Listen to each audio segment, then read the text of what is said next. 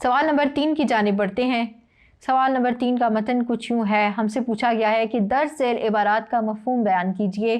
پہلی عبارت ہے ما جعل اللہ لرجل من قلبین فی جوفہ، دوسری عبارت ہے وما جعل ازواجکم اللائی تظاہرون منہن امہاتکم، تیسری عبارت ہے النبی اولی بالمؤمنین من انفسہم۔ تو یہ 3 عبارتیں ہمیں دی گئی ہیں اور ہم نے اس کا ترجمہ کرتے ہوئے اس کا مفہوم بتانا ہے۔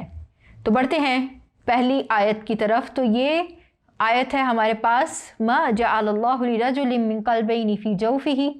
جب آپ کے سامنے آیت آ جائے تو آپ اس کے بارے میں اپنے ذہن میں جو کچھ پڑھا تھا اس کو ریکال کرنے کی کوشش کیجئے۔ یہ سورہ احزاب کی پہلی رکوع کی آیت ہے اور اس میں کیا فرمایا جا رہا ہے آپ اس کو ریوائز کریں، تو جو باتیں آپ کے ذہن میں آئیں گی آپ اس کو نکات کی صورت میں لکھتے جائیں۔ ترجمہ کی ہیڈنگ دیجئے اور سب سے پہلے ترجمہ لکھیں کہ اللہ نے کسی شخص کی دھڑ میں 2 دل نہیں رکھے ہیں۔ اب ایسا بھی ممکن ہو سکتا ہے کہ آپ اس کو صرف چیتا باتیں اس کے بارے میں لکھتے ہیں اور آپ اس کا پس منظر بیان نہ کریں، تو کیا آپ کی آیت کا مفہوم مکمل ہو جائے گا؟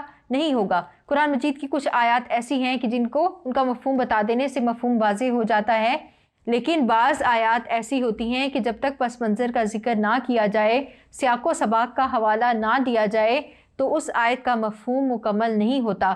تو اگر آپ ایسا ادھورا مفہوم لکھیں گے تو آپ کے نمبر پورے نہیں آئیں گے، اور دوسری بات کہ یہ ایک علمی چوری بھی ہو جائے گی کہ آپ نے اپنا جواب مکمل تحریر نہیں کیا۔ اس کے بعد آپ اس کے مفہوم یا تشریح و توضیح کی ہیڈنگ دیجئے اور پھر آپ لکھیں گے کہ اس آیت مبارکہ کے مفہوم میں 4 اقوال ذکر کیے جاتے ہیں جو کہ درج ذیل ہیں۔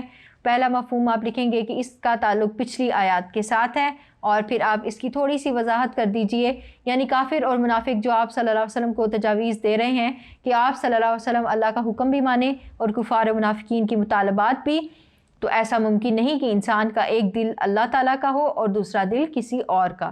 دوسرا مفہوم آپ لکھیں گے کہ ایک دل میں 2 متضاد چیزیں جمع نہیں ہو سکتی۔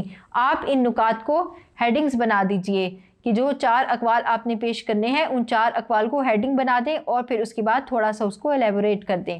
تو دوسرے نقطے میں آپ لکھیں گے کہ اس آیت کا معنی یہ ہے کہ ایک دل میں کفر اور ایمان، ہدایت اور گمراہی، اللہ تعالیٰ کی طرف رجوع اور اس سے انحراف جمع نہیں ہو سکتے۔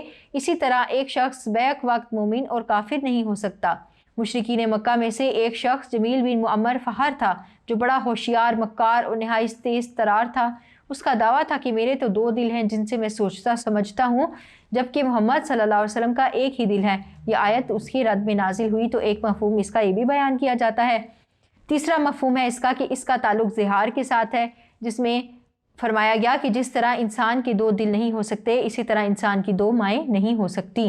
اگلا مفہوم ہے کہ اس کا تعلق متبنہ یعنی لے پالک بیٹے کے ساتھ ہے، تو اس سے مراد یہ ہوا کہ جس طرح انسان کے 2 دل نہیں ہو سکتے اسی طرح اس کے 2 قسم کے بیٹے نہیں ہو سکتے کہ ایک اس کی اپنی صلب سے پیدا ہوا ہو اور دوسرا زبانی کلامی بیٹا بنا لیا جائے۔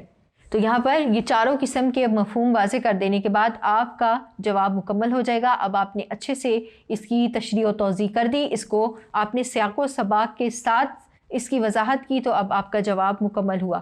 آئیے بڑھتے ہیں دوسری عبارت کی طرف۔ دوسری عبارت ہمارے پاس ہے وَمَا جَعَلَ أَزْوَاجَكُمُ اللَّائِي تُطَاهِرُونَ مِنْهُنَّ أُمَّهَاتِكُمْ۔ ترجمہ کی ہیڈنگ دیجئے، ترجمہ تحریر کریں۔ نہ اس نے تم لوگوں کی ان بیویوں کو جن سے تم زہار کرتے ہو تمہاری ماں بنا دیا ہے۔ آپ اس کا تشریح و توضیح کی ہیڈنگ دیں گے اور آپ لکھیں گے کہ اس آیت مبارکہ میں زہار کے متعلق حکم بیان کیا گیا ہے، اور آپ اب اس میں زہار کی وضاحت کر دیں کہ زہار تھا کیا۔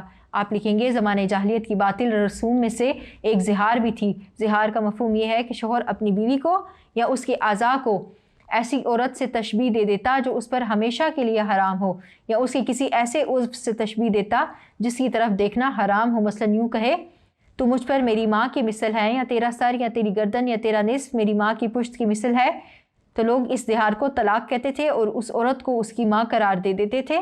لہٰذا ان کے رد میں یہ آیت نازل ہوئی اور فرمایا گیا کہ جن بیویوں کو تم نے ماں جیسی کہہ دیا ہے تو اس سے وہ تمہاری حقیقی مائیں نہیں بن گئیں۔ جس طرح آدمی کے سینے میں 2 دل نہیں ہو سکتے اسی طرح اس کی 2 مائیں نہیں ہو سکتی۔ سورہ المجادلہ میں بھی اس واقعے کی تفصیل بیان ہوئی اور اس کا کفارہ بیان کیا گیا۔